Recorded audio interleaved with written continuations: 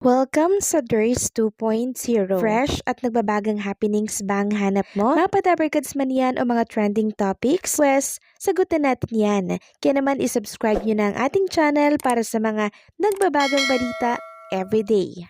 Welcome back again sa ating YouTube channel mga kadabarkads, and for today's video, ang pag-uusapan natin ay tungkol sa mga importanteng kaganapan sa loob at sa labas ng Itbulaga. Unahin nating pag-usapan ang naging matagumpay po na second leg ng Baka Sakali Cafe Tour ni Yunyul Kim and Eunice Janine. Sumugod nga naman po ang mga fans sa apat na venue ng pinag-concertan po ni Eunice and ni Yunyul Kim. Ang dami talagang sumusuporta sa kanila, maging yung mga fans club ni Eunice, Yunyul, nagsanib puwersa po sila para sumuporta sa event na to. Makikita nga dito ang picture ng mga fans sa labas po ng Clowns Republic ni Alan Kay, na talaga namang naka-uniform pa po sila dyan. I mean, nagpa-customize pa talaga sila ng t-shirt para po sa susuotin nila na event ni Yunyul and Eunice Janine. Alam nyo ba mga kadabarkads, may dalawa pong mga may edad na talaga namang nagpunta po dito sa mga event ni Yunyul and Eunice para lang sumuporta. Sabi nga dito, legit dabarkads na si Mami Aji at Daddy Larry, updated sa schedule ng Baka Sakali Cafe Tour. Pumunta sila sa Fedal Cafe, Espanya para mapanood si Yul at Eunice mag-perform. Grabe na all ages po ang sumusuporta sa kanila, bata, matanda, talagang naaliw sa kanilang dalawa. Sana nga mga kadabarkads ay mas sumikat pa ang tambalang ito at kalaunan ay maging Aldab 2.0.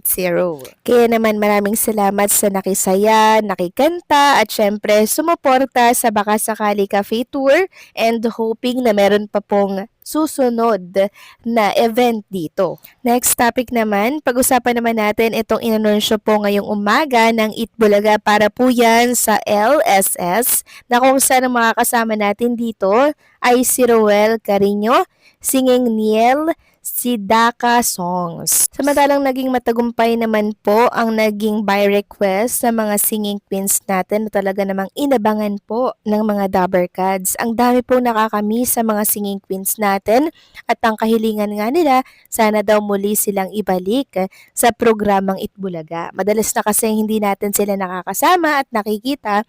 Ngayon lamang ulit or kahapon lamang ulit sila nakitang kompleto at sama-sama buo ang grupo.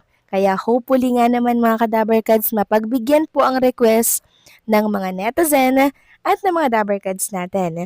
Samantalang si Singing Queen Ann Ferrer naman, pinakita po ang kulitan, lambingan nila ni Raisa May na talaga namang na-miss nila ang isa't isa. Ayon nga po dito, nothing but good vibes with Miss Raisa. Sana nga po muli nating makasama araw-araw ang mga singing queens natin sa bago na mga segment. Samantalang next topic naman, pag-usapan naman natin ang tungkol dito sa event ng isa sa mga Itbulaga host. Dito po yan sa SM Mall of Asia Atrium ngayong March 14, araw po yan ng Sabado, para po yan sa Cetaphil, meet your favorite sensitive skin advocate, walang iba kundi po si Atasha Mulak.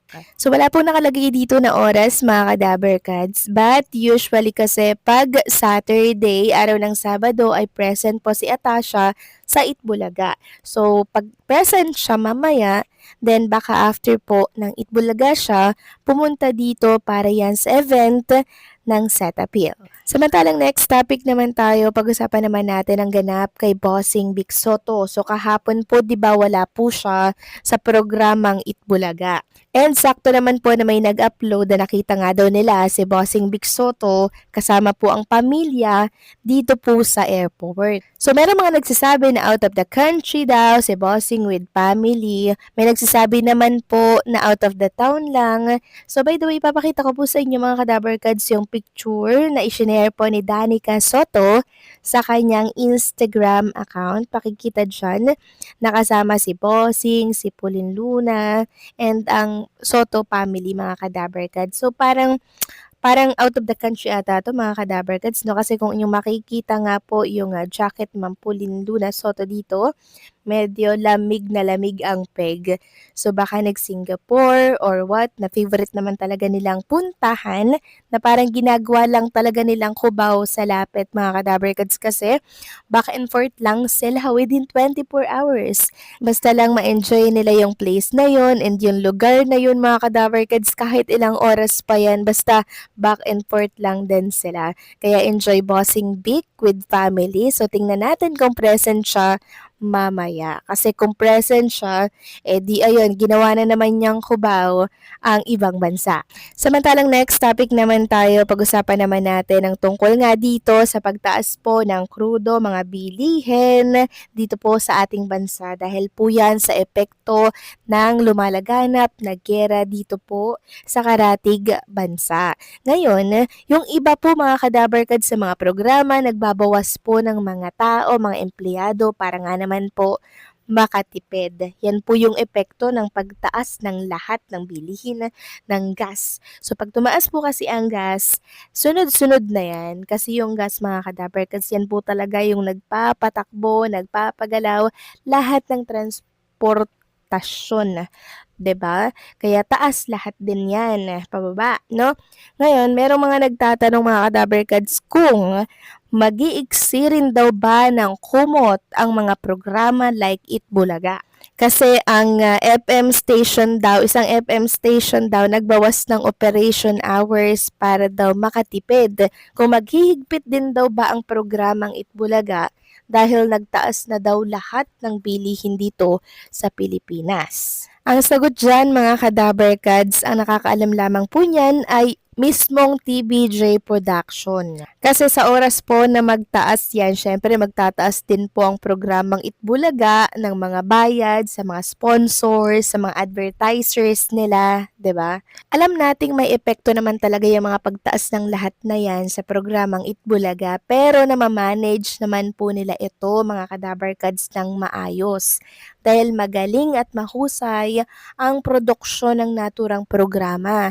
Isipin nyo ha, 47 years na sila dito po sa entertainment industry kaya alam na po nila ang kanilang mga gagawin. Ilang beses na ba silang nakaranas sa mga ganito, 'di ba? Kaya alam na po nilang i-handle ang ups and down ng naturang programa. Itbulaga pa ba mga kadabarkads? Sobra pang tindi ang pinagdaanan nila sa kamay ng Tape Incorporated na lagpasan nila. Ito pa kayang pagtaas ng bilihin, mayaman naman po at mapera, 'di ba? Ang co-producer ng Itbulaga na si Mr. Manny B. Pangilinan na tumutulong pa nga po sa mga apektado ng giyera dyan sa Middle East. Kaya wala tayong dapat ipangamba. Okay? So, paano mga kadabarkads? Hanggang dito na lamang po ang update natin at maraming salamat po sa patuloy na pagsuporta.